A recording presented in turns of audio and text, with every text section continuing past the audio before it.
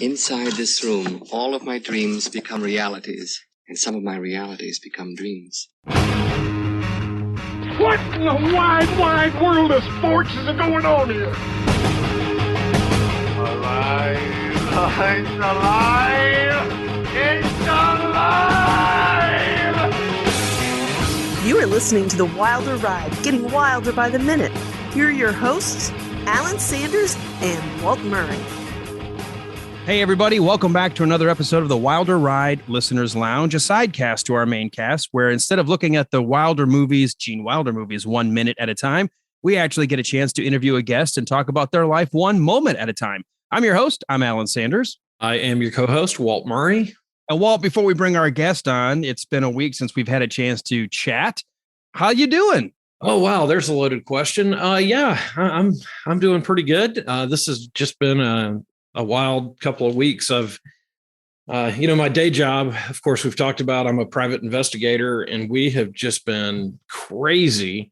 So I've been running around looking at shooting scenes and talking to witnesses and all the fun stuff a PI gets to do. So it has just been one of those weeks, but and it's only Monday. So you get the Ferrari, right? You get the Ferrari to go tool around town. You get to borrow that. Yeah, the Ferrari. You've got a friend in a helicopter if you need to get to like remote crime scenes. I mean, it's absolutely just like Magnum PI. I wear a Hawaiian shirt and shorts that are way too short. That's me. Well, you do wear shorts all the time. All the time. But yeah, those are not really the Magnum PIs. We were actually talking, our good friend BK and I were talking about you because when it was getting cold and I said, we're supposed to have a colder than normal Southeast. We're probably going to get some snow. I said, oh, yeah. Walt's the only joker I know who will get a foot of snow. And they're like, okay, I guess I got to wear a hoodie, but you'll still have shorts on. Oh, of course. I mean, why would I wear anything else? I don't know, because it's cold. Yeah, but I grew up playing ice hockey and yes, but you've been in Georgia for how long? I mean, yes, I can say I grew up in Detroit and I remember what it was like to have sub-freezing days, multiple days in a row.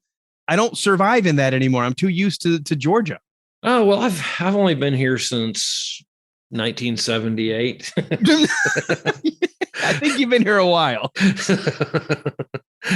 Yeah. So, I mean, not that long. I'm just getting used to it. Well, I'm glad we're able to hang out and chat. I know you've had a busy weekend. I feel like I had chatted with you almost all of the week. You were so busy and, it's good though. You got a lot in your life going on. We got the holidays coming.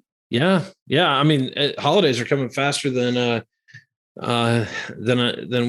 we know. I was in Sam's Club this morning and it's all Christmas stuff. I mean, it's crazy. Well, so, and I said it initially because I'm one of those people who waits to the last week anyway, even though I say 3 months out, I won't do this again. And then every year the same thing comes and I wait till the last week. You really better get your shopping done earlier this year. I'm a little worried about supply chain and the availability of things. And, I'm a big proponent of shop local. You may spend a few dollars more, but you're keeping your local businesses, local restaurants, local establishments. I mean, be local. Yeah. And the local stores a lot of times have some really cool stuff that you can't get at the big chains. So right. Something more unique. Well, here's what I've discovered. A lot of the local stores have their own online, outlets and merchants that they get their stuff from. And a lot of times if you work with them, you can get a pretty darn good deal and you're just supporting your local economy. Yeah, absolutely. Absolutely. Well, and you're the station you're in is in kind of a small town, but a growing, crazy growing area. But you still do have a lot of that local flavor around your station there. Well, actually, because I serve on the Downtown Development Authority, downtown Cartersville is actually on the registry, state of Georgia, as a Main Street Gold program. Like we're an example of what other main streets should aspire to be.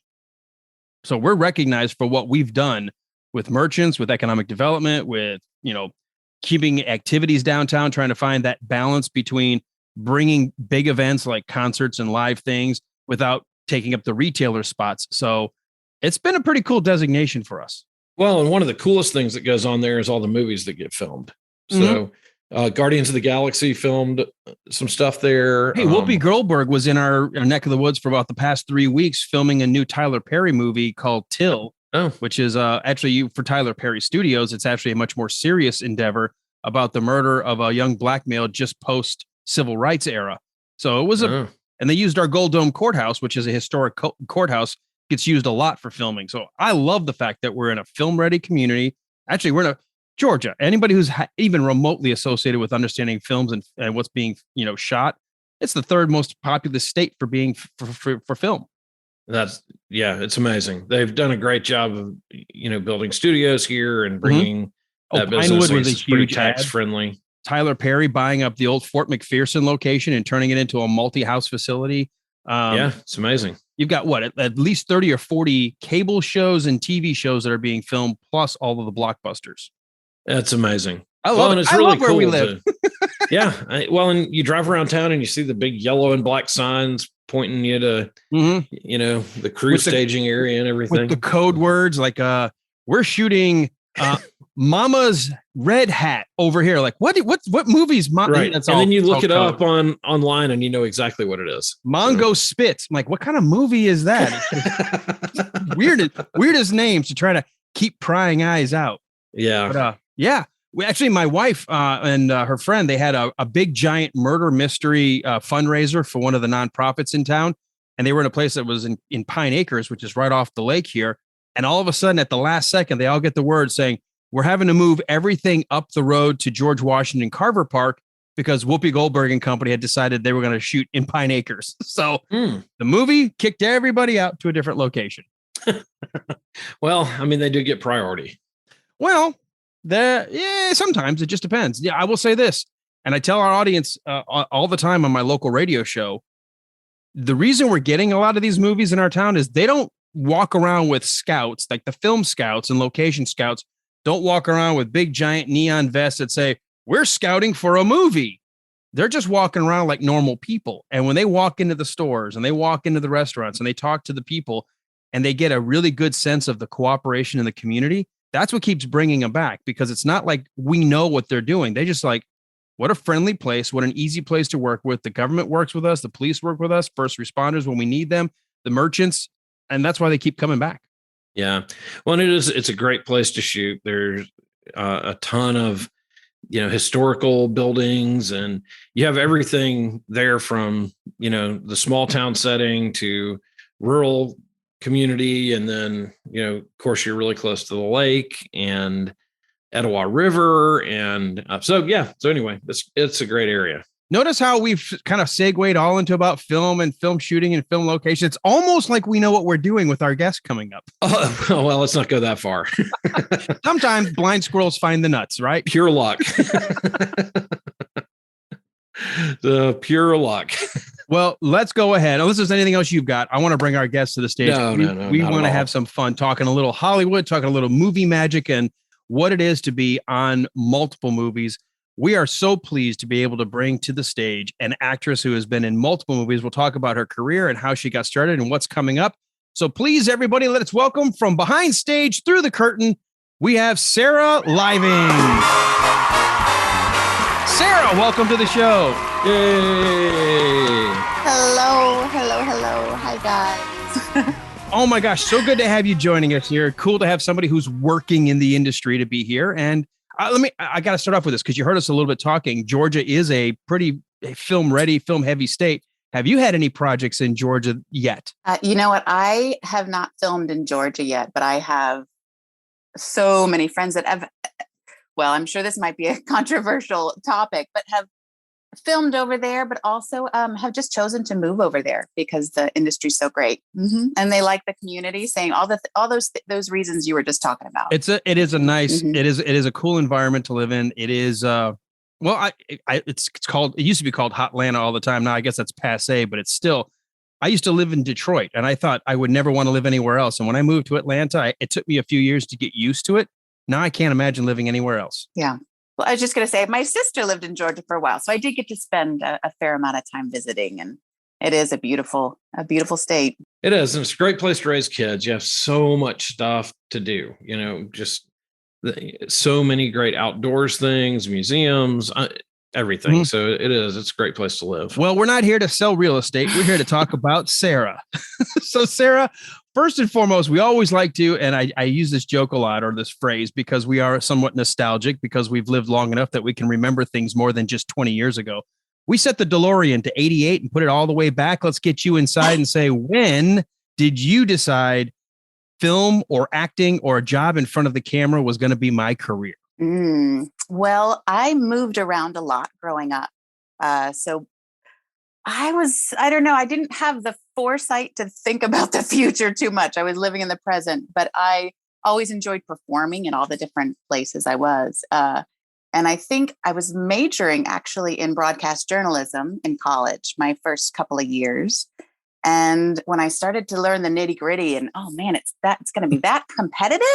And I've got to do, when I was learning the reality of what the job was, I'm like, you know what, if I'm going to have to fight for something, I'm going to fight for the big one. So that's when I started transitioning and doing more. I actually did some film school stuff in Florida and started taking a lot of courses and training and studying there, and did some small little films in Florida before coming out to Los Angeles. So what was the trigger? Because I know a lot of people who say, I just have to move to LA. And maybe at a point in time, that was pretty much the move. But what was it? What was the trigger that said, I'm going to give it a shot? Maybe I'll give it a year. Maybe I'll give it 2 years. But what was your goal moving to LA? You know what? My father asked that. He's like, you're going to give it 2 years, right? That's it. And then and then you'll think about something else. I didn't really have a finish line in my head. I think I had the big dream, and I was pretty fortunate when I got out here. I started doing enough stuff and got the ball rolling that I just kept that forward momentum. And then I ended up falling in love with the state and the city, and just decided that it was a forever challenge finding this life. All right. So the natural question is, what was your first, maybe not extra, or where you were sort of like the named, but sort of like walk on or maybe a featured? What was the first kind of role where you said, okay, it's no longer just walk on, get $12 an hour for like a 12-hour day. I'm actually being recognized for what I'm saying or emoting. What was your first kind of role that was your breakthrough? I did a lot of big roles and small things in that B world. And I think, I did do one film in Florida that had a lot of big stars in it. And it wasn't a speaking role. It was just a little walk on, but that was my first time to see. It was called Coastlines. It was in Sundance. It was just a small little Victor Nunez is a Florida filmmaker. So that was my first taste and my first little moment to see what it could be like. And I think when I did a movie called Lakeview Terrace out here in LA, it had Samuel Jackson and some other big players in it.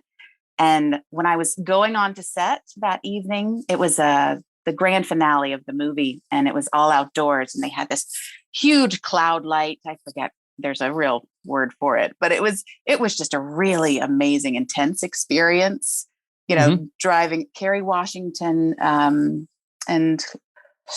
the other actor, Patrick Wilson. They were in the van with me. We were driving to set, and that was one of those moments that I was like, oh, this is it. I'm getting there. I'm getting paid to hang out with people and have fun, basically. Yeah, that was a neat moment. Now, and the natural question is, of course, it is fun. And there is a lot that's fun about acting, but a lot of people don't realize that are getting into it. It's a lot of hurry up and wait. It's a lot of patience. And you got to have the same energy at the end of the day that you started the day with, because that's just the industry. How much of an eye opener was that for you as you started getting into some bigger, longer productions where you had to actually work at your character? I think because I was able to do, it was such a slow journey. Like, I did a bunch of shorts at the beginning. And then when I was able to do that one longer or larger movie in Florida, I think that gave me the heads up of what it really was to sit around for hours and hours and hours and hours and then have to pull it all together and, in a 5-minute rush at the end of the day. So I felt like I had a good idea of what it was, but yeah, I think actually getting to do some of those roles that you do carry a lot of the emotion and the dialogue for the story. That was just a lot of trial and error and a lot of caffeine. It was also a different time in my life. I was young and had energy and I was excited and didn't really have a reason to not be there. I was just excited to be there. So I guess I've had the fortunate of those positive experiences. I think towards the end of some of the movies that when I was doing a bit more of a run, I was starting to get a little more over it. If you're not doing one of the roles that is exciting, or if the movie that you're working on isn't something that you're real excited to be participating in, then you're starting to count the minutes. Okay, so that leads me to a question, because you've been on some big TV shows, you've been in some bigger movies, and then you've also been in things like the one that I first saw you in, which was Mega Shark versus Crocosaurus, which I guess was like a sci-fi vehicle, right? Yeah, it's kind of funny. Not funny, but a company I started working with a lot, they're the ones that made that movie. They had a distribution deal with Sci-Fi. So they would just that was kind of like my college, my film school, because we would spit these movies out in, 20 days to a month. And they already had a deal with Sci-Fi. So they knew exactly what little pieces needed to be in there. It started out with Blockbuster, their deal, and then it transitioned as through the years. I remember the very first, when I first started working with that company, you could still go into Blockbuster and see it on the wall, and that was what a thrill that was. Those were great. For some reason, I've always loved those kind of B movies. And what we do on this podcast for one of our segments is that our listeners will vote on a B movie for me to watch and then review.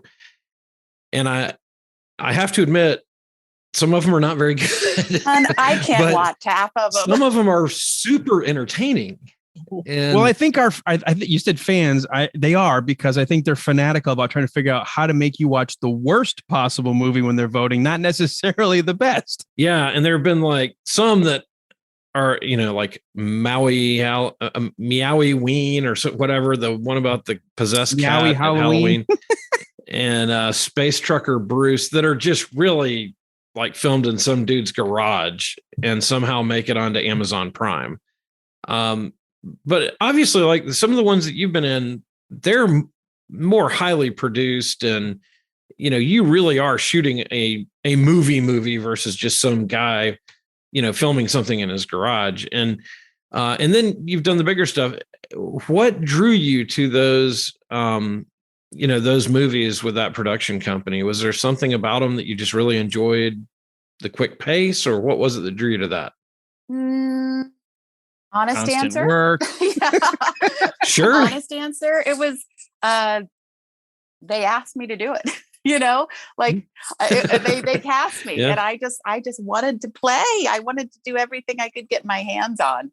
And then after doing it for a little bit, then I started really kind of enjoying the silliness of it.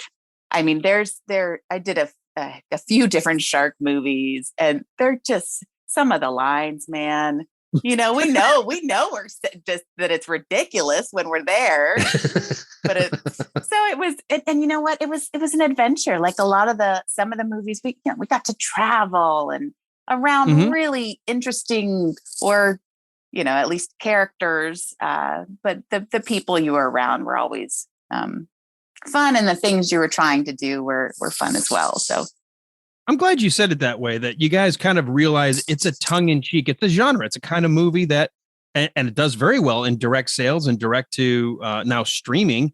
They're not necessarily the highest budgets, but there is some production value to it. You get to travel, but there's an entire audience that loves it. Mm-hmm. Yeah. I'm working on a project right now with a friend. I don't know. I can't tell you too many details because then you might, but I have so much silly footage of me doing these movies that I've had this idea blossoming of combining all of it into the beginning of a story. You could almost create like the modern 21st century Scream Queen documentary or B actress documentary about, your adventures through sci-fi land. Yeah. I mean, I've killed so many giant bugs and creatures and turned into vampires, werewolves.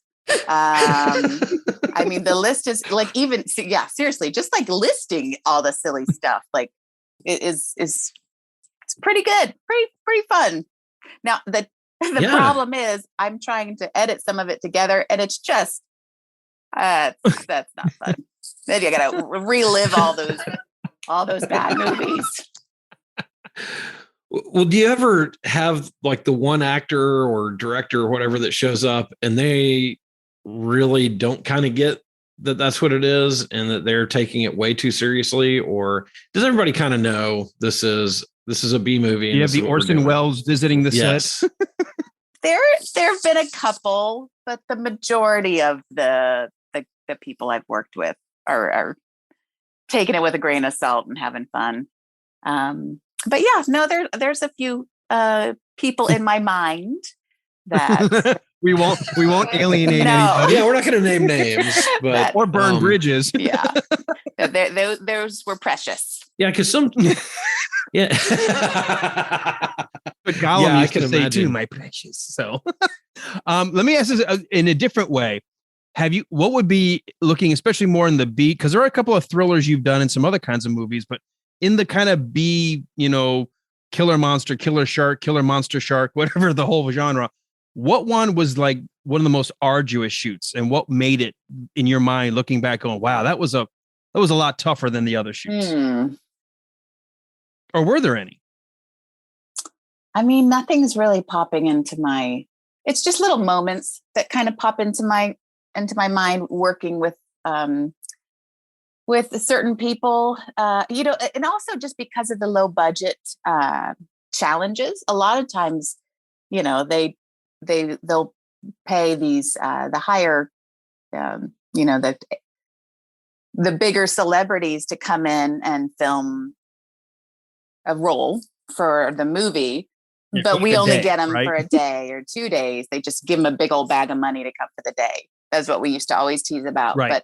But they would come in and shoot. We'd have to shoot all their scenes and all their angles and just speed it through. And then, then we come back the next few days to do our stuff. And it's hard to get real quality stuff. I mean, all those extra challenges, a lot of the movies I did, at least 3 or 4 of them, they would lose like I think one time it was some Baywatch gal, they lost her 2 days before shooting. So they called me to come in and that's a great compliment to get called in to help. But, having to memorize all your everything a day before you start shooting and all those little facts that, I wish I could put a little disclaimer before the bad scenes. I was like, I only got this a minute before we started shooting. I'm not that bad.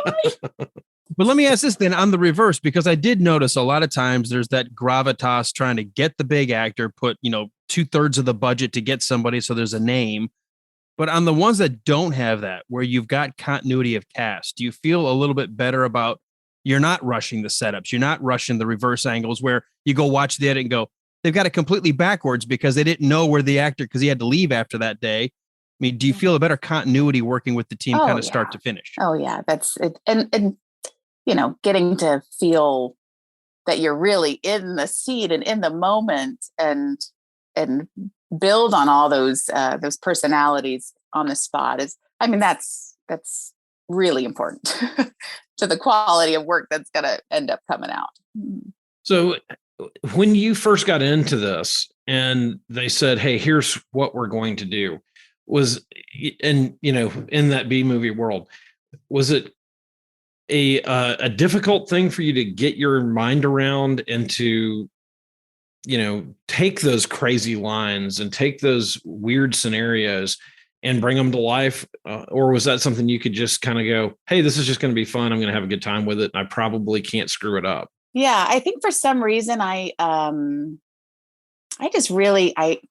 enjoy jumping in and pretend, just letting it be real in my head. And like one of the first scenes, I did a movie called Dracula's Curse. It was one of the first ones I did when I came out here to Los Angeles, and it was with a group that we did a lot. That's a group that we did a lot of stuff together. Those kind of 3 consecutive years, but they wanted me to do.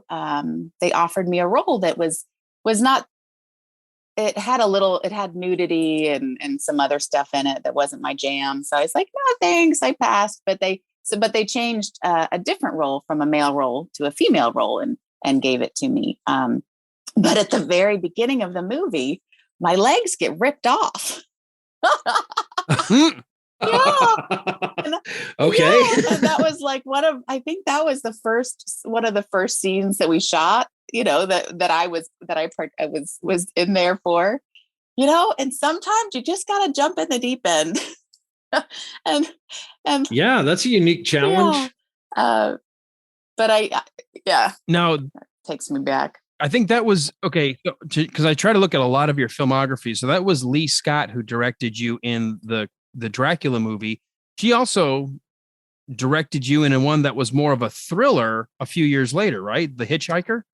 It was a whole group of us. Lee directed most of them. And then there was a handful of other actors that we were all kind of, they just kept throwing us back in. It was the production company. That was the Asylum, the company that ended up doing the Sharknado. So back years right. before Sharknado, they got a distribution deal with Blockbuster. They made HG War of the Worlds. At the same time the Tom Cruise version came out, they came out with C. Thomas Howell version. And I was in that one for a brief second. That's how I first met the guy, that whole group. And they put the cover art was very similar to the C. Thomas Howell cover art.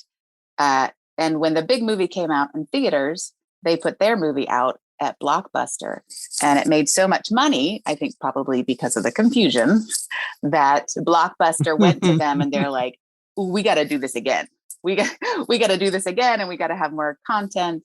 And so they were really making a lot of movies at that time. And so they knew it was kind of a formula. They had us, the actors they knew they could count on to throw in the different roles. And Lee directed a lot of them. The first AD, a lot of the crew was the same. And that was that kind of film school that I went to. Mm-hmm. Gotcha. Well, the reason I ask about The Hitchhiker is because I was drawn to that as the genesis, or at least the inspiration for the script, was actually based on an Orson Welles radio drama. So I was immediately going, wait a minute, there's some pretty cool source material here when we're talking about Orson Welles. What was that adventure like? Because that's not your typical B movie. It's more of a thriller, almost an exploitation movie, but it is also you get to be the heroine at the end. So what was that like working on The Hitchhiker? Yeah, that was fun. We did actually, there's this highway north of Los Angeles called Pear Blossom Highway. That's actually a pretty dangerous highway. But we all stayed at this little motel that we shot at. I was gonna say, just like where you shot. Interesting. That is exact. So that's, hey, it was low budget. One room was the set, and the other rooms is where we just stayed. But it was, Lee, if you guys should interview him sometime. He's a lovely, interesting human. And he had a lot of, I believe he wrote that one. And he wrote a lot of the different projects we worked on. He also did, what was the name of that one? yeah, just a different, almost a Wizard of Oz uh, movie a couple of years after that. There's just been, he has a lot of literary, I think, Uses a lot of influence. Yeah, he definitely has done his research and likes to take it in a unique direction. Gotcha. So you had a chance to do kind of a thriller, a guy who, on the highway basically kidnaps women and then terrorizes and eventually comes after you, and you get to blow him away at the end. How about playing that sort of heroine, the lead character who becomes the winner at the end? Does that give you that sort of like, did that start you looking for those kinds of roles because you were the hero? You did win in the end. Yeah, I always like to win in the end.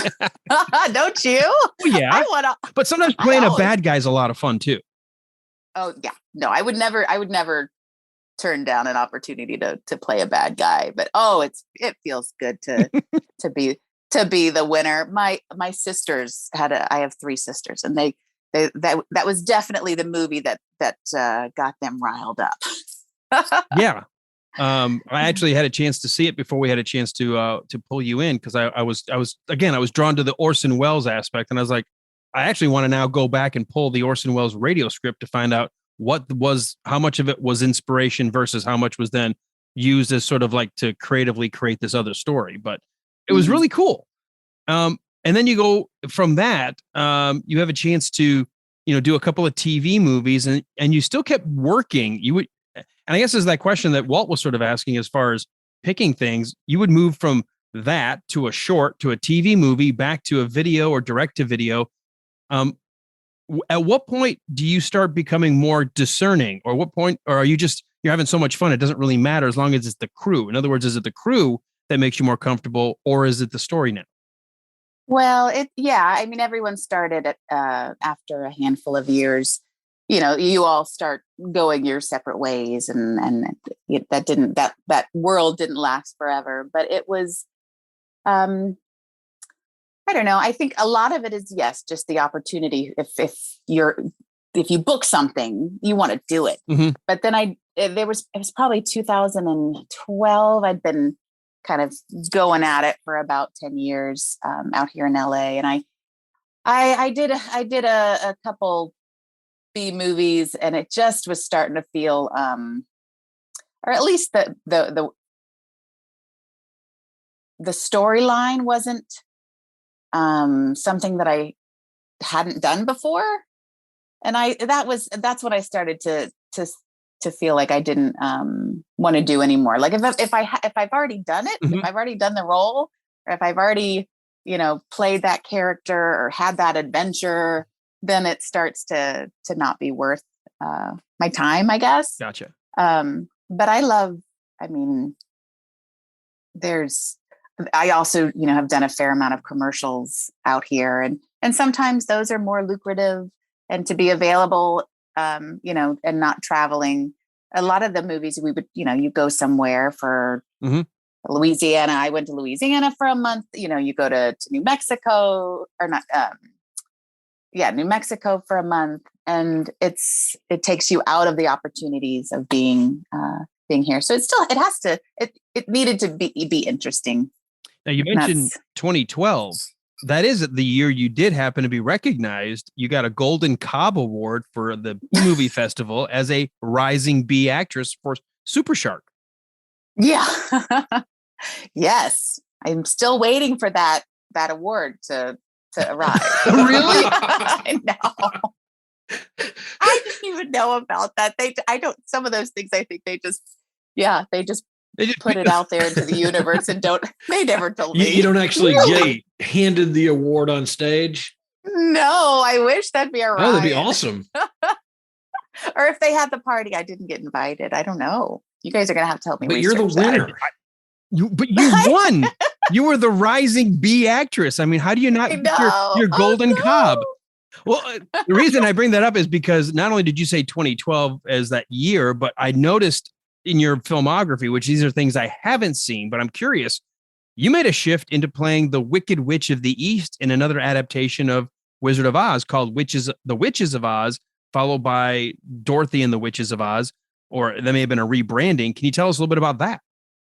Yeah, well, that's the what I was just referring to that Lee wrote, and he went to the East Coast, Delaware, I believe, had a tax credit at that time, and so they moved a whole big production company over there and were and made that, and it was a lot of fun. It wasn't a very large role. I just flew over and hung out with the gang and wore a lot of makeup, but it was a lot of fun. I lost my voice just because I had to cackle so much. But yeah. Okay, but I mean, you get a chance to play an iconic character from a series that we've known as. I mean, there isn't anybody. I don't care what age you are. Everyone knows the Wizard of Oz. Yeah, and I think there was hopes to do more with that film and that character, and it just didn't end up panning out. But yes, I would have loved to do a little bit more with such an amazing opportunity, to play that. Was that also a Sci-Fi Network? I don't know. I don't think they sold that to Sci-Fi. It made it in a few different.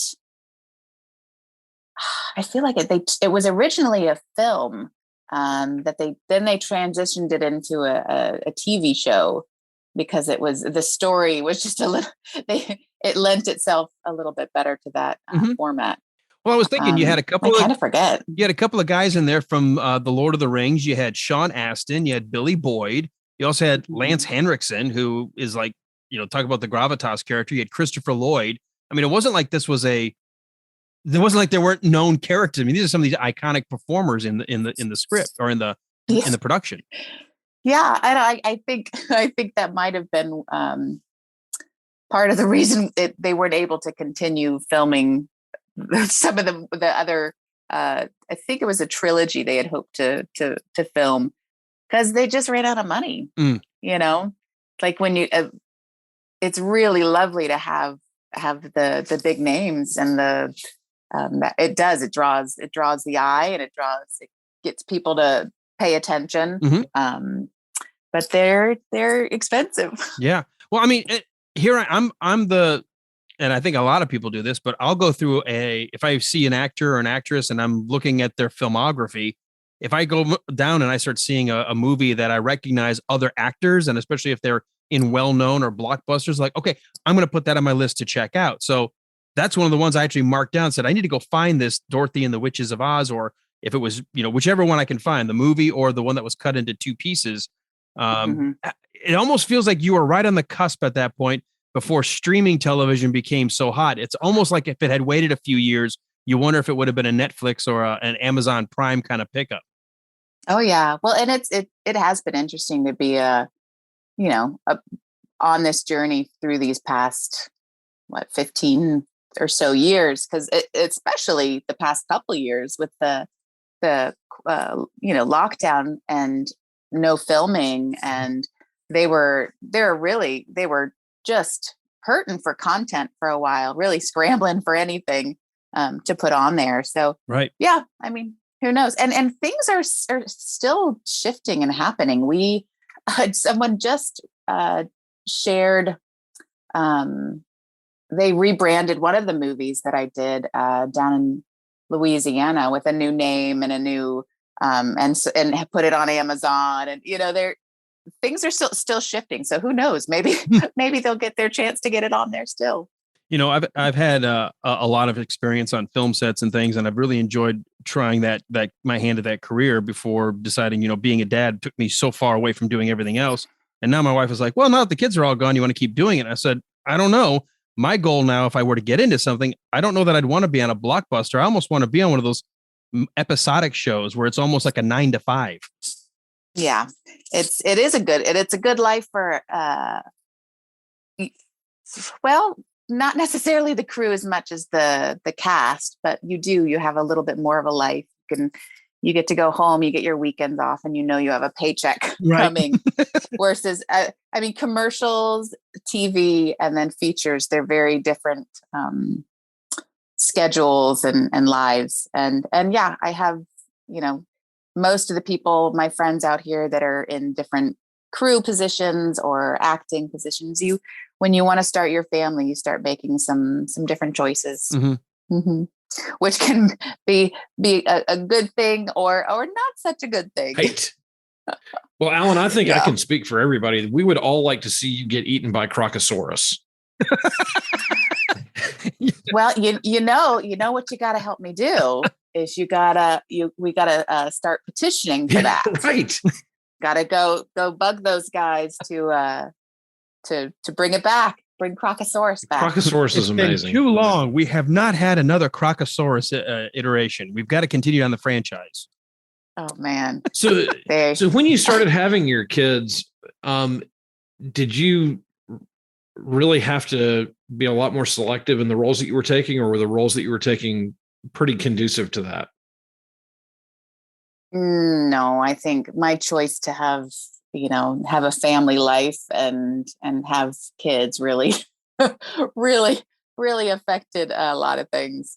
I could still do, I've done commercials, and I've been able to do a few things here and there.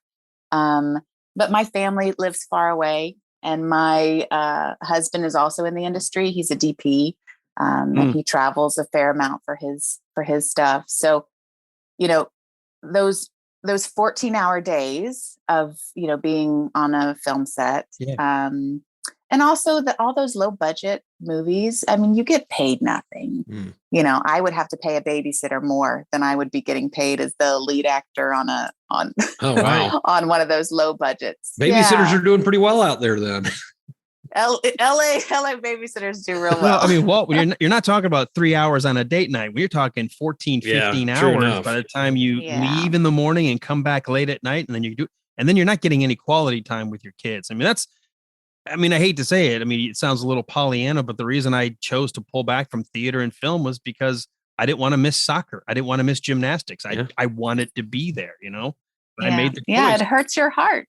It hurts your heart. All right. To each their own. I know everyone has a different journey, but that was definitely a big part of mine, is I wanted to be able to be there for them. And now they're started elementary school, but the youngest one just started kindergarten. So I'm hopeful. I just got a new agent and manager team, so they're getting some quality things sent my way. So hopefully I can get it going again a little bit more. That's great. Well, as we've been going through talking to you, we're slowly catching up to, the DeLorean keeps jumping forward. There was one more that caught my eye in your filmography, and it may have been right when you kind of took a little bit of a break. Can you tell me a little bit about this? I guess they were trying to build on the name brand, but the Amityville Terror. Yeah, that's the film that they just changed the name of it. Really? And it's on, I believe, Amazon. I'm pretty sure my friend watched it on Amazon. They've changed it to Witches, something. But yes, that was down in Louisiana, and that was a lot of fun. That was one of my, I think, there was some story to it. So, so many of the movies we did, or, the roles I did, were just these little moments. But that one, that actually, it had a story that I enjoyed, and a character that was one of the, the main and throughout the whole movie. So I really got to play a little bit with my character and going somewhere with my character. Well, and I know you don't make these decisions, but what kind of confused me, because I did watch the trailer for it. It's got the outline of what you would think would be like the Amityville horror house on the cover, but then you go to the house in the movie and there's nothing like the movie. Yeah, it's, it's interesting knowing the producers and the executive producers of a lot of these things, and what they focus on and what they use to get attention from the audience versus what they don't use. And that was an interesting choice. Yeah. Because and I know trailers can be made to tell you one thing, and it may be nothing to do with the movie, or maybe giving away the movie, depending on how you do the trailer. But I'm glad to hear it was rebranded, because I was expecting an Amityville story. And when I saw the trailer, I was like, This has nothing to do with Amityville or The Legend or the original movie or the sequel. It makes more sense to call it something more relevant to what is actually happening in this story. Yeah. Yeah. That was a company. I don't think I'd worked with one of the producers, but it was a whole new company. I don't know how they fared. If they've continued to make movies or not, I'm not sure. Well, at least they have something on Amazon Prime or one of the other streaming services. So hopefully that helps them along. So more than many can say, I guess. So what type of commercials have you been working on? Oh, all kinds of random ones. You never know where. So like I said, my husband's a DP. So during the lockdown, we actually shot commercials at our house. Oh, really? Yeah, it was wild. I, got a couple cute kids, and we did a Target commercial. Oh goodness, what's that app? The communication app. Oh, I'm blanking. Been like a electric company in Chicago. Oh, wow. I don't know. You do all kinds of random things, and then I accidentally. We auditioned and booked a commercial that was shot on stage, but it was right when things were opening up again. And I didn't realize it. I thought we were going to shoot it in our house. Mm-hmm. And then it was on stage. And my husband was not very happy with that because he does not like attention, and he didn't want anyone to think he was an actor. So that was the one and only time that the whole family did one together. But Oh, now that is actually pretty cool to be able to work with your kids, work with your husband, kind of a family affair. I thought it was a lot of fun. But I gotta see say, the U-turn, Walt? I saw that. I caught that. It was like a Tron light cycle making a 90-degree bend on that one. It's like so many family vacations. We really thought Disney World was going to be great. Until you're there. No, because you have not the anxiety, but the consciousness of your performance, right? Mm-hmm. And then my son, it was a watch commercial, and they had this huge, the camera move was just really intense and elaborate. It was just the whole thing had to be done in one shot. And of course, my son is 6 years old, and they're giving him toys to play with, and he's playing. Mm-hmm. And instead, I'm like, get on your mark, honey. Quiet. I turned into that mom. Oh no, the mom that you don't want. The T is there for a reason. Your feet are supposed to be on the T. I was like side eye him as I'm doing my thing, side eye on him, hoping. And I think we as parents can recognize the fact that we could be in the most professional of settings normally during the day. You throw our kids in, and all of a sudden we look like we're the most incompetent people in the world, because they can push our buttons and do things to make us lose our cool. I mean, they're kids. That's what they do. Oh yeah. Yeah. It was, I'm glad we did it, and it was a fun adventure, but yeah, I think my agent kept submitting us as a family, and then me and the kids. And I'm like, I think we're done. Yeah. I want to work with someone else's kids. I really do. I would love to. Yeah. My son, he was like, it was all, he didn't care what he was doing. He was happy to be anywhere, but it was more about like, well, can I go over to craft service and eat all the candy? He just wanted the snacks, or like, do I get to go to Target and buy a toy because I did this with you, mommy? I'm like, oh, this is not right. Well, we are kind of caught up somewhat, and Walt was asking about your commercials, but where we are now, I know you wanted to make sure you're spending time with your kids. You just got done saying that you also are exploring maybe the industry with a new manager and a new agent. Are you trying to now be still involved, but more selective, so that way you can make sure that it's the right project based on the kids? Yeah, for sure. Honestly, it's just not even an option for a lot of the projects that come my way. But the things that I'm auditioning for now are, the more mainstream movies and shows that you dream of. So yeah, I think, those are what it would make me want to get back out there. I think if there's a B movie or something in the lower budget, I'm totally fine doing that too. But it would definitely have to be something that I'm excited about the story or the character. And you don't want to say it, but in all honesty, the paycheck's also got to be worth it. It's got to be.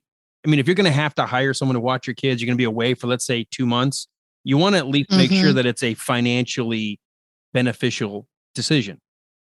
Yeah. Either, I mean, like I said, I guess I'm fortunate that I'm in a position that I could do something for a lower budget or travel if the story or the character were really, something yummy. But Return of Crocosaurus, for example. Yeah. Oh, that I'm sure they would pay the big bucks for that. Do you have a real dream role out there that you're looking at? Any Marvel movie? No. Oh my gosh! Could you? Yes, please. Yes. So send that out into the universe. No, I mean, there's just so many amazing TV shows and features and so many talented writers. I mean, I'm lucky where I live. There's just a lot of creatives. So I would be excited to work on any of those projects. Yeah, I think what's cool about the age in which we live right now, which is both good and bad, is there's so many options for people to watch with streaming and with YouTube and everything else that there's a lot of content need. And then you have to just decide, well, where are you going to get? I've seen so many really cool stories that just don't get funded for season 2 because there's just so much competition. So it's great because the options are out there, but it's also bad because you still got to be in the top 10, 15% to get the next season. Yeah. There's a lot of competition for all those spots. So, well, I would imagine with the experience that you have, and you've probably developed some great connections, that there have to be some good roles coming your way. And well, I have to say that of all the B movies that I've had to review and of all of them that I've seen in my lifetime, when I mean, as crazy as it sounds, careful. No, I was going to say, when I was watching Crocosaurus, I made the comment to Alan that there's actually good acting in this movie. And it really kind of struck me that there's a lot of talent out there that's acting in some of these crazy, weird B movies. So I have to think that you've kind of paid your dues to be able to get some really great roles. Well, that's very sweet of you to say. I hope you're right. Me too. So along that route, I'm curious. Go ahead. No, you're the guest. I was just curious. How did I come on your guys' radar? Did you randomly see a movie? Yeah. Okay. So it's crazy how it happened. We do these B movie reviews, and Mega Shark versus Crocosaurus was one of the ones that our listeners voted on for me to review.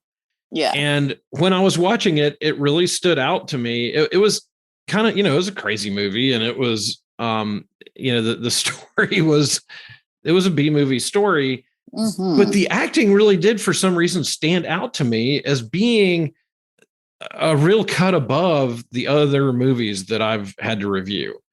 And so I went on IMDb and I was like, this person really is a good actress. And I looked at what you had done and I thought this would be a really cool person to talk to because of the different roles that you've had through your career. And it just seemed like you were a pretty interesting person in your industry to be able to talk to.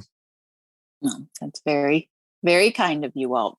And I will say this, we are very pleased whenever somebody we reach out to is interested in coming on, because like anything else, you send out, 10 different invites, 10 different people, and you just hope somebody bites, because we're trying to do a weekly show. And, we've got our listener base, and we love talking to people and meeting people and introducing people to who we think is cool. I mean, we don't have a set category. We've interviewed everybody from mountain climbers who have climbed Everest 7 times now, to an astronaut that's on the space station right now, to law enforcement officers, football players and actors and directors and I mean, it's just to us, it's just cool meeting people. Oh, I dig it. Yes, I would sign up for that job in a second. I think that's probably one of my favorite parts about working in this industry is just getting to meet so many interesting people.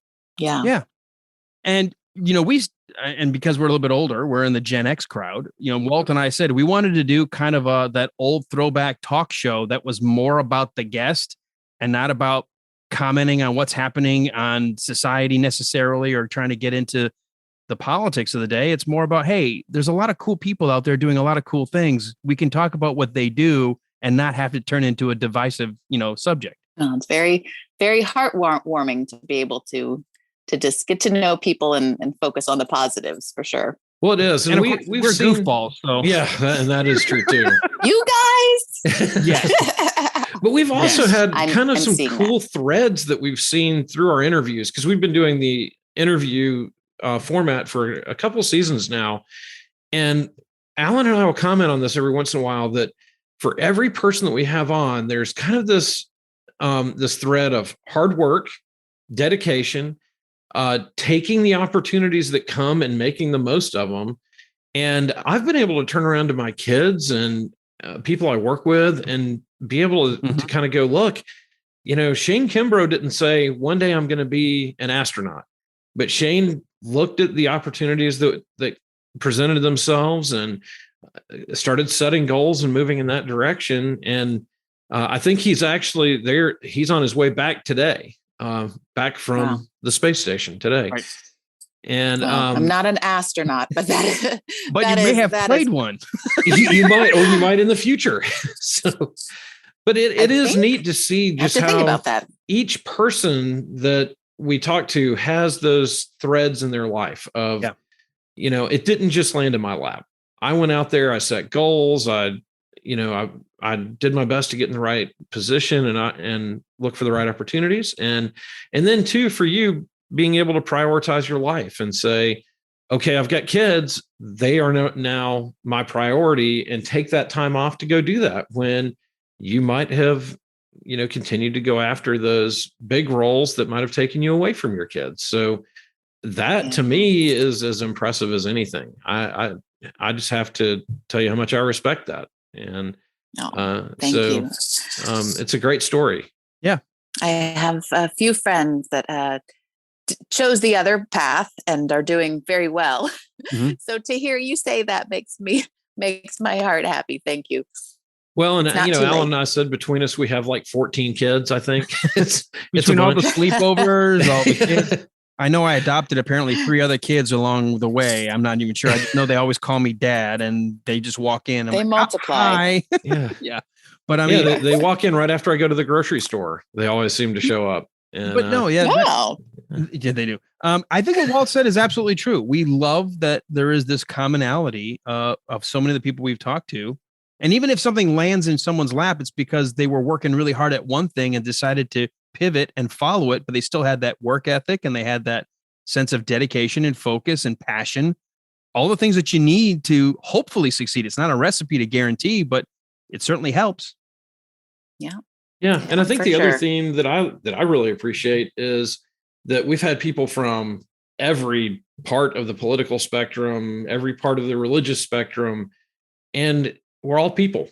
And we all have these things that we battle every day and that we work on. And to me, it just reminds me that everybody is, kind of working in that same direction to have a good life and make the people around them happy. So it's just great to hear everybody's story. Yeah. Yeah. So as we start to wind down the interview piece, as you can tell, we're almost caught up. I always do this, the crystal ball. And I know we kind of asked it to you, but rather than what are you trying to go after now, the crystal ball, you get to see into your future. Where are you 5 years from now, based on what you've done and where you are at this moment and what you think you're going to achieve? Where are you 5 years from now? 5 years from now, I am working as a series regular on a show here in Los Angeles. And I am finishing up the pre-production on the my first film that I'm producing and co-writing and producing myself. Wow. We didn't even touch on that. I didn't know that there was a little bit of a writing bug in your background. I only have this one.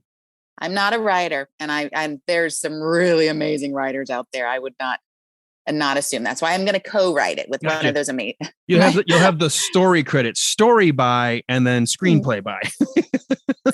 I think I just want to make that one, and then we'll see. We'll see if it's as fun, then perhaps maybe I shouldn't say it's just that one, but. Well, Sarah, we're going to continue to follow your career because we've enjoyed seeing what you've done and getting even more of a chance to see you behind the scenes and talk to you. And we definitely want to see you succeed. So that way, maybe we can get you to come back sometime.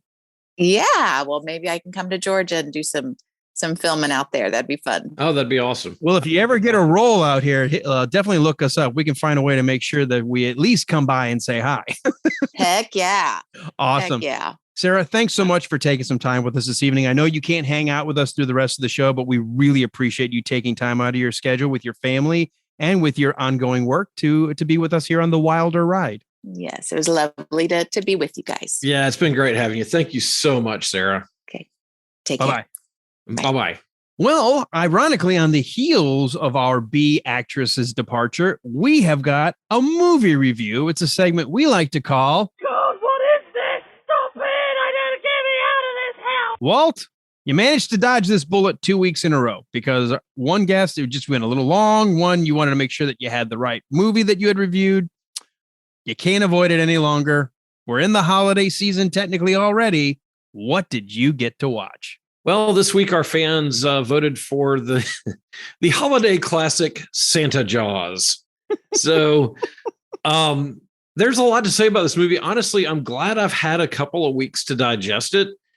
And I'm also glad that I went out and did some research on it because there is like a cult following for this movie. It is, it's really something. It's really something to behold. IMDb, it has a 3.9 out of 10 rating. And I'll be honest, I don't think that's fair. I think this is more along the lines of maybe a 5 or a 5.5. This is not a terrible, this is actually a decently entertaining movie for all the wrong reasons. But the write-up on it on IMDb says, trying to survive the family Christmas, Cody makes a wish to be alone, which ends up backfiring when a shark manifests and kills his entire family. It's horrifying. Sort of okay. Sort of right. There's a little bit more to it than that, but Cody is an artist and he's doing his own comic book, and the comic book is Santa Shark. Santa Shark comes to life, destroys malls, eats everybody he knows, including his love interest and tons of other weird people. And what makes Santa Jaws stand out is that he does have a Santa hat on his dorsal fin. So, and you can always hear him coming. So it is a mess of a movie. I mean, the plot is all over the place, and but it is oddly entertaining. So I don't know that I'll ever watch it again, but I'm almost afraid to say that I might end up watching it every Christmas. Really? Because it's like a bad wreck. Like you can't take your eyes off of it, but it's terrible. It's just, I mean, it's a mess. It's a mess, but it's a fun mess. So I would actually say that if your family is gathered together and you're looking for something to horrify your family with at Christmas, this is probably it. Put on one of those warm, feel-good holiday films. Get out the eggnog, sure. Have the Christmas lights, fire in the fireplace, and you start watching eggnog, Santa Jaws. and Santa Jaws. I would say that if your family could be a Mystery Science Theater type of family, this is a good holiday movie for you. Maybe once you've had a few eggnogs. Heavy on the nog. Heavy on the nog. Because it's not terrible. It's I mean, it is, but it's not entertaining. So, I don't know, give it a shot. I may be nuts, but it really is not bad. Okay, and I gotta ask, because I get the shark comes to life on a wish and he wears a Santa hat, but in the cast list are two characters, one called Evil Santa and one called Elfman. So is there sort of a ho ho ho jolly fat man tie-in? Sort of. They're more just fodder for the shark. Okay. As is everybody in the movie is pretty much fodder for the shark. There are a couple people who you're really happy to see get eaten, but yeah. And the guy who plays Evil Santa, really plays it well. Like, he is a very good kind of B movie actor, because just like we were talking about earlier, that he gets what this is and he plays to that.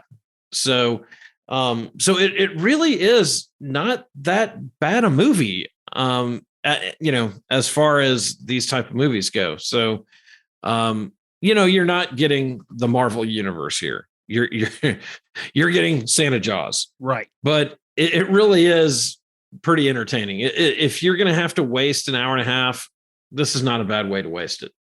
All right. Well, there you go, folks. As we're heading into the holiday season, and if this is your kind of predilection, why not give Santa Jaws a try? Yeah, and two, there is, like I said, there is kind of a cult following of this thing out there, that is really kind of interesting, because it came out in 2018, but people didn't start discovering it until probably around 2020. And there's like this explosion of discussion about it that starts in 2020. And wow. I don't know if it was people sitting around during the pandemic looking for things to, entertain them out of their boredom, but it seems like there was kind of an explosion of conversation about it in 2020. And like I said, I mean, if you're sitting around bored, this isn't a bad way to blow an afternoon. All right. Well, with that, let's go ahead and jump into the news desk. Walt and I like to try to look all over the internet for those news stories that your nightly news or your evening cable news network just chooses not to cover for whatever reason. We find them interesting. It's a segment we like to call It's No Bullshit. Walt, you've got the first news item. Well, this one comes to us from the AP. So it's actually kind of real, sort of. I thought they all were. Oh, yes, of course. They all are. They all are. So have you ever felt really like the opposite of well rested, and just you felt like you have to go to sleep, but you just can't? You have that insomnia fight that just goes on and on and on. Yes. I hate the restless night when you can't fall asleep. You stare at the clock. You think you're going to eventually fall asleep, and you look, it's been 10 minutes, then 20 minutes. Yeah, I hate those nights. Well, I have the solution for you, Alan. Okay. Head to Hong Kong, where you can get a 5-hour bus tour of Hong Kong catered to the sleep-deprived. Good night, sweet prince. A travel-starved, sleep-deprived resident might find a Hong Kong bus tour to be a snooze. The 47-mile, 5-hour ride on a regular double-decker bus around the territory is meant to appeal to people who are easily lulled to sleep by long rides.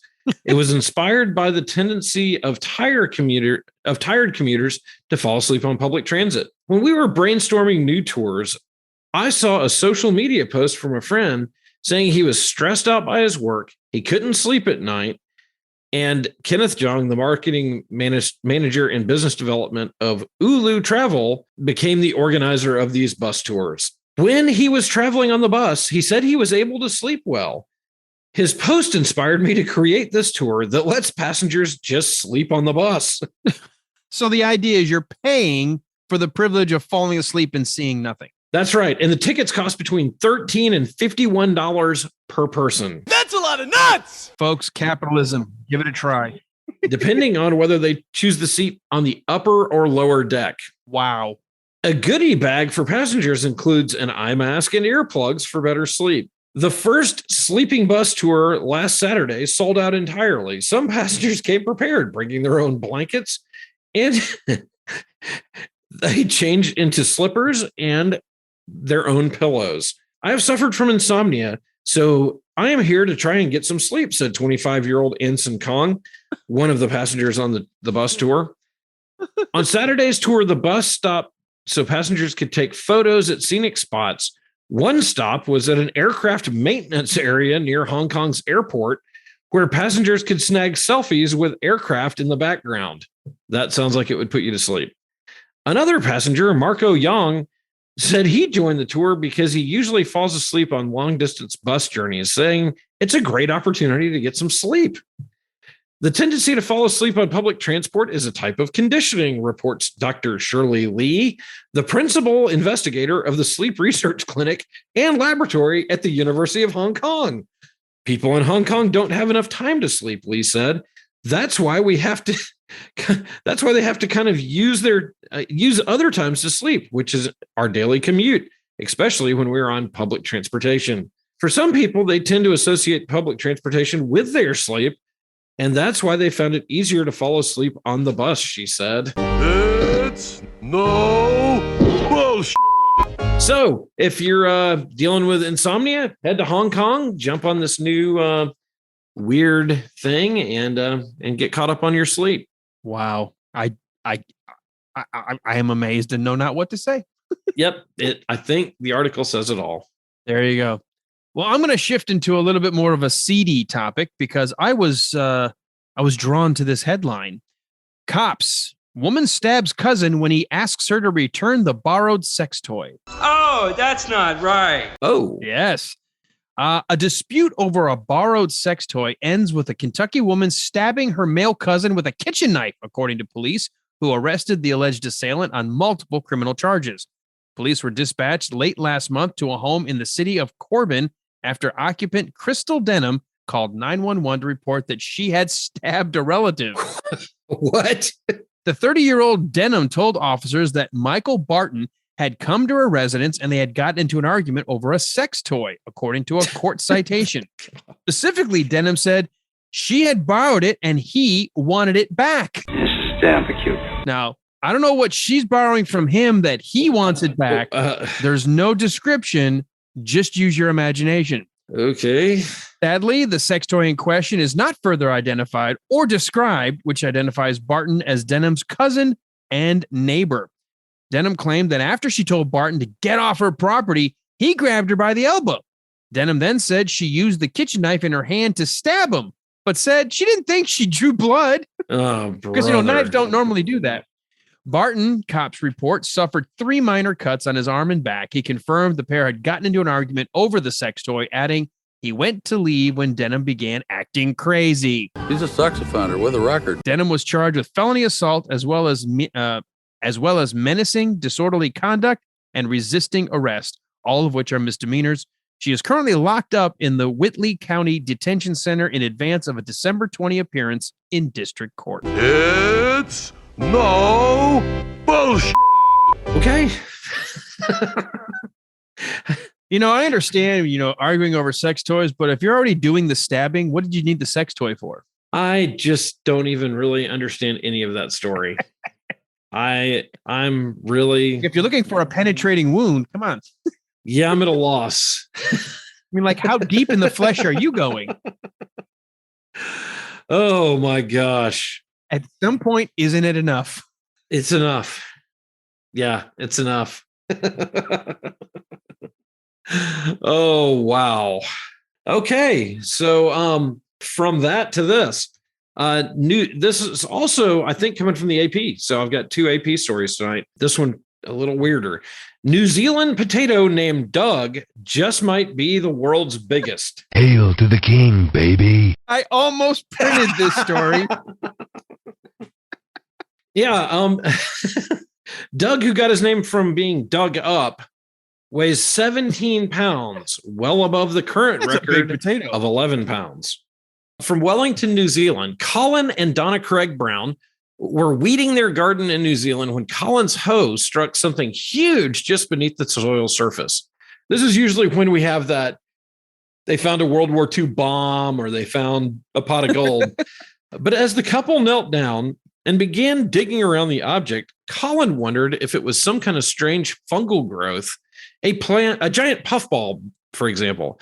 After Colin pried it out of the garden with his garden fork, he scratched away a bit of the skin and tasted it. A potato. We couldn't believe it, Donna said. It was just huge. And of course, there's a picture of the giant potato being held by Colin. It looks like 17 potatoes melded into one. Oh, it's crazy looking. Donna describes its appearance as more of an ugly mutant look, which goes right along with that picture. But it's quite possibly the largest potato on record. When the couple lugged it into their garage and put it on an old set of scales, it weighed in a remarkable 17.4 pounds. That's equal to a couple of stacks of regular potatoes or one small dog.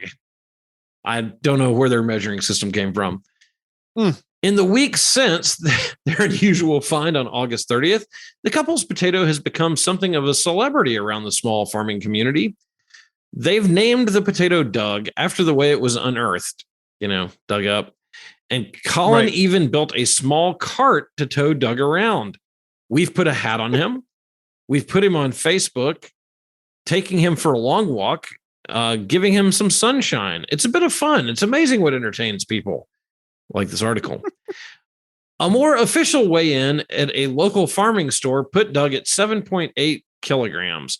The current Guinness record for the heaviest potato was in 2011. It was a monster from Britain that weighed in at just under 5 kilos. The couple says they've applied to Guinness and they are in the process. Colin said he doesn't have any secret gardening tips. Usually they just throw a bunch of cow manure and straw into the garden and see what happens. He said they've been growing cucumbers in that area of the garden before the weeds took over, and they hadn't planted any potatoes. Doug must have been a self-sown and quite possibly growing for a couple of years. It's a mystery to me. It's one of nature's little pleasant surprises. Here's the weird turn, though. Doug hasn't provided an easy hasn't been an easy charge to look after. As the couple showed the potato off, it began drying out and losing weight. Mold started growing from its wounds. Aww. He was getting kind of prongy, said Colin, referring to the potato's smell. So Colin cleaned up Doug as best he could and put the potato in the freezer where it remains. But Colin may not be done with Doug yet. An amateur brewer, Colin says he's keen to turn Doug into a nice drop of potato vodka. It's no bullshit. I can't fault that. If you're not going to make waffle fries, you might as well make vodka. Absolutely. Wow. Yeah, I was wondering if they were going to eat it at some point once they got all the official weighing and everything. But once you start nicking the potato, air gets in underneath the skin. You got to kind of eat it. Yeah, and it just seems like he, all his public appearances really began to take their toll. Yeah. Poor guy. Well, I have the final news story. Once again, drawn to it via the headline. My wife grew up not too far away from Syracuse, upstate New York. So when I happened to stumble across this story, I was intrigued. New York firefighters rescue naked man stuck in the bathroom wall for several days. Do you mind telling me what this is all about, mister? Oh, gosh. According to the story, firefighters in upstate New York Friday rescued a naked man who was stuck for several days inside the bathroom wall of a theater. The Syracuse Fire Department responded just after 7:30 a.m. to the landmark theater after employees heard someone banging on the wall and yelling for help. Oh, my gosh. Now, this gets even more fun because, imagine what I've already said. The adult male, who was not immediately identified, was believed to have entered the theater 2 or 3 days before. It was not immediately clear how he was able to get behind the wall, according to the department. Syracuse firefighters carefully cut through layers of drywall and shattered tile to free the man. Firefighters with Rescue Company 1 drilled a hole in the wall using a fiber optic camera to first find the exact location of the man inside the wall. After determining the best way to extract him, officials said firefighters carefully cut through several layers of drywall and structural clay to reach him. It was not immediately clear how the man was able to access the area behind the wall, fire officials said. The 39-year-old man was not wearing any clothes when firefighters freed him. Oh my gosh. The man was taken to Upstate University Hospital for treatment. Kane said the man appeared uninjured and would likely be treated for dehydration. It's amazing. It's astounding. But it's no bullshit. Oy. All I can think of is the scene in Blade Runner when Harrison Ford's character Deckard gets into the performer's room, and he's like, "Can I take a look around?" And she's like, "For what?" He goes like, "For holes. You'd be surprised what people would do to get a good look at a good body." And she's like, "No, I wouldn't." Oh my gosh. There's got to be a peeping Tom aspect to this story. He thought, "Ooh, I'm in a theater. I'm going to be able to like take a look and see things." So I don't know what it was. They didn't say any more in the story, but the headline alone, I'm like, what did you do to get in this position? What life choices did you make that led you to this particular auspicious moment in your career? This is that's not a good day. That's not a good day for any human. Just can you imagine the people showing up for work? Your guy, hey, let me out of here. It's like, how'd you get in the wall? Maybe this was a futuristic beaming accident from a Star Trek kind of teleportation device went awry. Oh, could have been. Could have been. Well, when I was in high school and college, I worked at a hardware store, and so we regularly got hardware news in the mail. And one of the hardware news stories had a picture of a guy hanging from the ceiling at a hardware store. He had tried to break in, and he got caught in the ductwork and then hung himself upside down all night until the employees got there the next day. So he kind of got what he deserved. Sounds like this guy, it was just an accident. We don't know. And I almost want to like tag it to follow up on it, because I do want to know, did he pretend he was in the Matrix and he was trying to escape from the agents? Did he think that there was a way to kind of spy on people, or literally is he a guest from the future who got beamed into the wrong place? Like, Tony, there was not supposed to be a wall here. I think I might just go with moron. You know what? When in doubt, go with the easiest explanation. Exactly. We just can't overestimate people. All right. Well, let's move to our final segment. It's our entertainment segment. This is where we like to tell folks what we've been watching, what we've been reading, if anything, in the last few weeks, and what we've been listening to. So, Walt, we always open with you. What have you been watching? Well, there's a show on Netflix that I've been checking out in the last couple of days that is really excellent. It's called Catching Killers, and it's more of a documentary on catching serial killers. And it has that feel of not the feel, it's not like a drama like Mindhunter was, or what was the one? Yeah, it was Mindhunters, I think. Yeah. But it's kind of talking about some of those same type of cases, and they go and interview the detectives who worked them, and it is really a fascinating show. Just a great series. Well, until Mindhunter, it's in the top 10 right now on Netflix. Well, until Mindhunter may get reviewed, I keep hearing rumors for a third season. Yeah, that to me would be the next best thing, to actually have the behind the scenes talk with the investigators. What did they learn? What did they find? How did they catch the person? I mean, that to me is always fascinating. Yeah, the first episode is on the Green River Killer, and I think that investigation went almost 10 years that they were trying to catch this guy. And I mean, he was a bad guy. Wow. And the detective loses it in the interview, just talking about the victims. And it really drives home the humanity of these cases, and just how horrific and psychotic these murderers are. And then one of the things, the comment that the murderer makes, they have, actual video when he went out and took them to some of the burial sites for some of these folks. He says, well, I thought I was really kind of doing you a favor because you couldn't get prostitution cleaned up in town, but I could. Oh, and you just realize how evil. Yeah. Evil. These people I mean, that's the right word for it. Yeah, just absolute evil. So, great show. Not fun and games, but it's a great show. On more of the fun and games category, Netflix continues to do a great job of bringing back some old movies. And I noticed that Stripes is on this one. Great flick. If you've never seen Stripes, go watch Stripes. It's just, it's 80s. It's not politically correct by our standards today, so just bear with it. But it is one of the most hilarious shows from our youth. And just Bill Murray and a cast of characters. It is a great. Oh, John Candy's in it as well. So definitely take the time. Let's not forget Harold Ramis. Harold Ramis. I was about to mention, the late great Harold Ramis. So absolutely a great movie. It's an 80s movie, as you said, but it is so much fun. It is, and the humor still holds up, man. Part of it is because I went through boot camp. My dad was Army, so I was raised around, and so there's just so much about this movie that is worth watching over and over and over again. That's a fact, Jack. That's the fact, Jack. Here's your sergeant, sir. Oh, no, sir. It was Sergeant Hulka, right? Sergeant Hulka. Yes. Yeah. Just a great movie. Just absolutely. If you haven't seen it, it's kind of in that same humor vein of Ghostbusters and some of those others. A little more adult.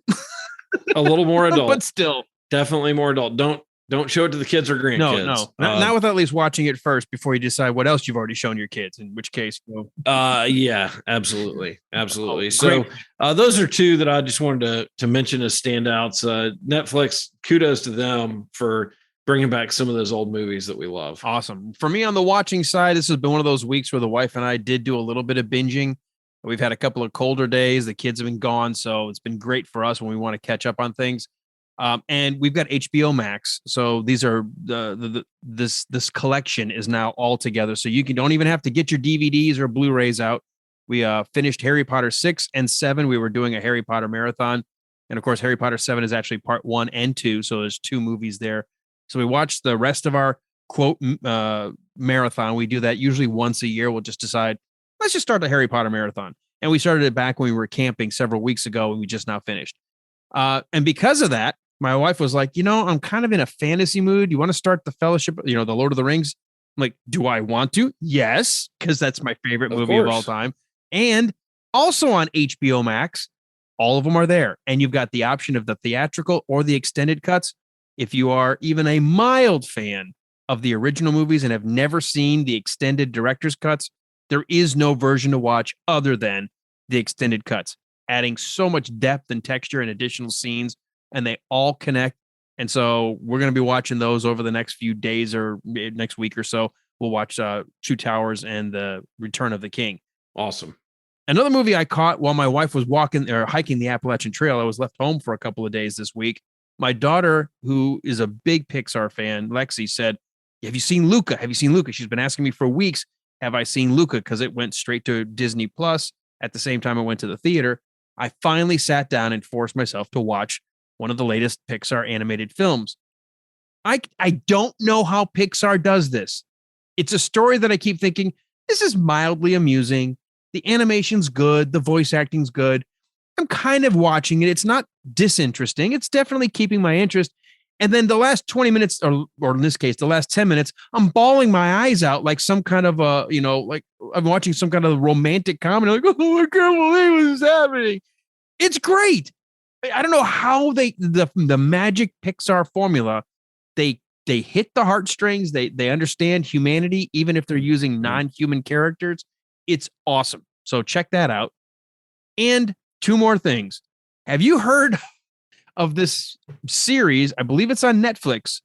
Jean-Claude Van Johnson. Oh, I have heard about this. Yeah. So it's like, I haven't watched it yet, but I hear it's Jean-Claude awesome. Van Damme, as if that was his cover, being an actor, as an action movie actor, but he's really an agent stopping terrorists. And so he uses his movie persona as his cover. Oh my God. I can't figure out whether I like it or not. It's just quirky enough that it's funny. It's self-deprecating. Jean-Claude is not taking himself too seriously. he's always quoting the movies or the plots of the other movies he's been in. That is awesome. It's really been fun. If you're a Jean-Claude Van Damme fan at all, to have him as an older character looking back and then trying to, quote, get back in the business, wink, wink, nudge, nudge. It's so funny that he's really a spy or he's like an agent. So Jean-Claude Van Johnson, I'm only 2 episodes in, but I was intrigued enough that I want to watch more. And the last thing, if you're a YouTube fan, I love the reaction channels. Check out Ashley Burton. She just got done getting back into the Marvel Universe, having just reviewed Iron Man 3. And she's got an entire dedicated playlist of just her reviews of the Marvel Cinematic Universe. And she's slowly working her way all the way through it. So check that out. Awesome. I really am going to have to watch the Jean-Claude. What is it? Jean-Claude Van Johnson. Van Johnson. Yeah. As if so you wouldn't know who he really was. He just changed his last name. And is that on Netflix? I think it's Netflix. Okay. I'll have to go find it. I'd seen it months and months ago, and I was like, yeah, I'm going to check it out. And then I never did. And then I just decided I didn't want to stay up late watching a full movie. I was like, okay, well, this is only like a 40-minute episode. And I ended up watching 2 back to back. So there you go. Wow. I'll have to watch that. I just love stuff like that. I love that offbeat kind of crazy humor stuff. The one I was watching, I said, Walt should be watching this right now. You always have to question your judgment when you say stuff like that. Like, for an example, his next cover, they're filming a new version of Huckleberry Finn. And in it, they're shooting the scene like behind green screen, and it's like some kind of a massive comic book, $300 million epic adventure, but it's Huck Finn. Oh my gosh. It's so funny because then when they cut and they come back and you see this just green screen and it's all like them just barely acting. They're just in front of all this massive CG. And it's like such a comment on what we think of as good movies today. It's not about the substance, it's about the style. And of course, that's what he gets a lot of bad rap, that it's all style, no substance with Jean-Claude Van Damme. So like I said, he's poking fun at himself along the way. That's awesome. Check it out. That is awesome. In fact, I task you before next week, so that way I can ask you about it. Go check out a couple episodes because I'd love to hear from you. Oh, yeah, you can count on it. I will definitely do that. All right, let's move on to reading then. This is going to be easy for me. I know we normally go back and forth, but I have the same thing I read last week. I'm still working through Dune. I've got nothing else. Okay. Well, I just ordered this, and of course, they tried to deliver it to my office on Sunday, which makes no sense.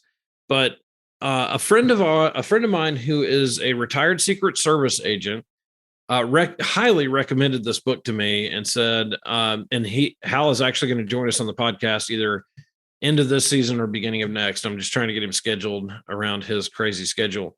But there's a book by Bill O'Reilly called Killing the Mob. Oh, The Fight Against Organized Crime in America. My my producer for the morning show, Mike Garcia, just finished it and said, not only is it a fantastic book, he said, the minute you get done, schedule a trip to Vegas to go visit the official Mobster Museum. Oh, I've heard that is awesome. So I'm definitely going to have to do that. In fact, you and I need to figure out a way to make that trip happen. We should. That would be so much fun. So yeah, that would be amazing. We're not going to gamble. No, we're going to see the museums. No, I can guarantee I will lose a lot less money at the museum than I will at the casino. True. Absolutely guarantee it. So yeah, but that's from what I understand, I can't wait to read it. I've got such a huge stack of books. I'll never get through all this, but Killing the Mob by Bill O'Reilly. And for whatever you think of Bill O'Reilly's politics, apparently as a writer, he is really, really fantastic and put together a very good book. And I asked Hal, and I'm sure we'll talk to him a little bit more about it when we have him on, what do Secret Service agents think about the Kennedy assassination? And he said, I believe there was one shooter, and I believe that it was Lee Harvey Oswald, but I don't believe they've ever truly uncovered who was behind Lee Harvey Oswald. And he said that this book could really answer some questions because Kennedy had kind of an agreement with the mob. Hey, vote for me. And I'm not going to mess with you guys. And immediately he turned the switch on them and started investigating them and putting them in prison, and really hacked the mob off. And you don't want to hack the mob off. So he said, I don't know that that's who it was behind it, but that was one of the many people who were not happy with John F. Kennedy. Wow. Would explain why Robert was targeted too. Yeah, absolutely. Absolutely. So yeah, that's going to be one of the many on my reading list. All right, let's move on to our final section in the entertainment segment, listening. What have you been listening to? Well, I continue, of course, to listen to Pete Davis and Holy Crap It's Sports. Great podcast. Definitely worth your time if you're a sports person. Also, Pete is very close with a guy called The Kimmer. We talked a little bit about him on that interview with Pete. And The Kimmer has a great podcast. I had listened to it this week. And actually, a friend of mine sent me a text and said, hey, they're talking about the Wilder Ride on this week's Kimmer show. So kudos to them. Kimmer's a great guy, very entalking, a lot of fun. We got to see if we can get him on next. Absolutely. We're going to start working on him. So he would be a great he talk about a great guy. Talk about somebody we don't even have to say anything. Just say, and go. Yeah. Hey, welcome to the show. And then an hour later, we're done. He takes over and turns into a bonus episode of the Kimmer Show. Absolutely. Hey, got no problem with that. Hey, I'm fine with it. And then the final one, again, I'm listening to the Murdoch murders. And that is a weird and fascinating case. Every investigator I talk to is following that case and trying to get their arms around what in the crap is going on there. And so the Murdoch murders podcast is definitely worth listening to. All right. Well, I've only got two things because of all the movie watching. I go in cycles. If I'm not watching anything, I end up binging a lot of stuff. And if I'm not listening to stuff, I'm watching stuff. There was an episode of Radio Labyrinth, our good buddies, and the show's kind of divided itself in two. They'll do their normal cultural podcast where they just kind of comment on what's going on from a cultural perspective. But then they also have the interviews. And our good buddy, Pat McCormack, who was on our show, actually just got spotlighted on their interview show. And it was a lot of fun to see our buddy Pat being interviewed by our good friends. Very cool. Yeah. And then this is a little bit more of a self-promotion to an extent. The 60MW podcast, our friends over in the UK, also more about movies and music and cultural video games. It's no politics. One of the shows that came out just in time for Halloween was their spotlight reflection on the movie The Crow. And that was really, really good. Always funny with Chris and Adam doing a reflection of movies they watched maybe when they were teenagers and maybe haven't watched in 20 so years. And they go, will it still hold up? And they picked The Crow to tie in with Halloween. And my job with that podcast, I was asked to lead the Rant Show. And just as we're recording today, the latest episode of the Rant Show just dropped. So if you want to hear awesome people who are non-PC ranting about things that drive us nuts, you ought to check out the Rant Show on 60MW podcast. Excellent. We will do that. And to give you an idea, we don't go into politics. You're not going to hear me rant on politicians. But one of the things I did have in this recent rant was, as I hit 50, I noticed my rant was about things happening to me that I don't like happening to me. I hear you. I got a few of those. Yeah. And I am going to fight those things to my dying day, pun intended. Yeah, we are. All right. Well, that's going to wrap up all the content, which means we just have a couple of housekeeping duties to get to. Walt, a lot of people may have joined in because they're fans of Sarah. They like her work. They want to find out what she's up to. And so this is the first time they've heard us. So where can they learn a little bit more? And as we mentioned to her, we have a big listeners group. How can they get involved there?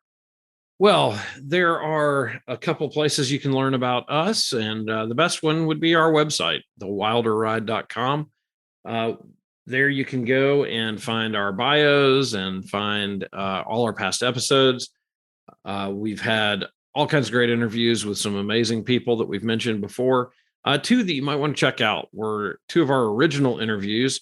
One was with a guy that you may know as Lyle from Blazing Saddles, Burton Gilliam, great friend of the show. And I got to thinking about him when we were talking about commercials and He has some of the most entertaining Ford commercials you'll ever see in your life out there on YouTube. So check those out and check out that interview. And then Beverly D'Angelo, who was in all the vacation movies, including Christmas Vacation. So as we're headed into the holiday season, and I'm sure everybody watches Christmas Vacation except you, you can check out that interview and hear Beverly talk about some of the crazy stuff that happened on that set. Wow. And if you want to become a member of our audience to participate behind the scenes on Facebook, go to facebook.com/The Wilder Ride. And then you can like that. That's our public page. Anytime we release a new episode, it's going to show up there. You can actually click the podcast button there now. Facebook's integrating that. And so you can listen to the episodes from your Facebook page if you want. But most importantly, if you see the join group button, once you're there, you can ask to join the group. We'll ask you a couple of questions to make sure that you're real.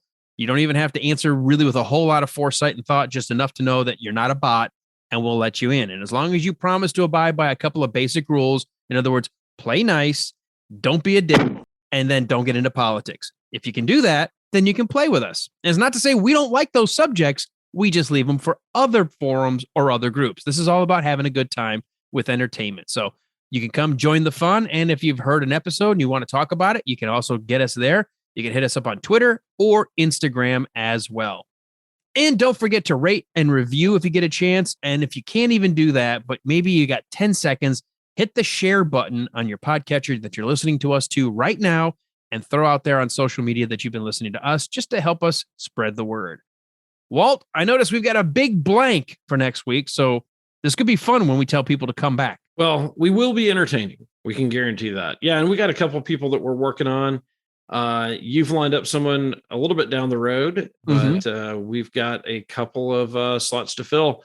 So we will be working hard to get that done and get a yes from a couple of our friends who we've been talking to. So to find out who we wrangle to show up in our lounge, you're going to have to come back next week for a brand new episode of the Wilder Ride Listeners Lounge. That was really nice of Sarah, although it was interesting when she goes, how'd you find me? Like, stalked you. Yeah, we make fun of B movies, and that's how we found you. We were looking through the blinds, and we thought you pretty. Gosh. Oh man. Hey, nice lady. Well, she was an awesome guest. She was. She was so much fantastic. Fun. And I was so down to earth. And had a sense of reality. And I loved, and you called it, you said it first. The fact that she realized I've got to make sure I'm here for my kids. I love that. I love that too. And you know, when we do some of these interviews, we don't know the person, we don't know what we're getting into. She was just an absolute blast. So I really, she's one of those people who you really hope does great. Can I tell you that's how I felt at the end? I felt like rooting and saying, I want you to get that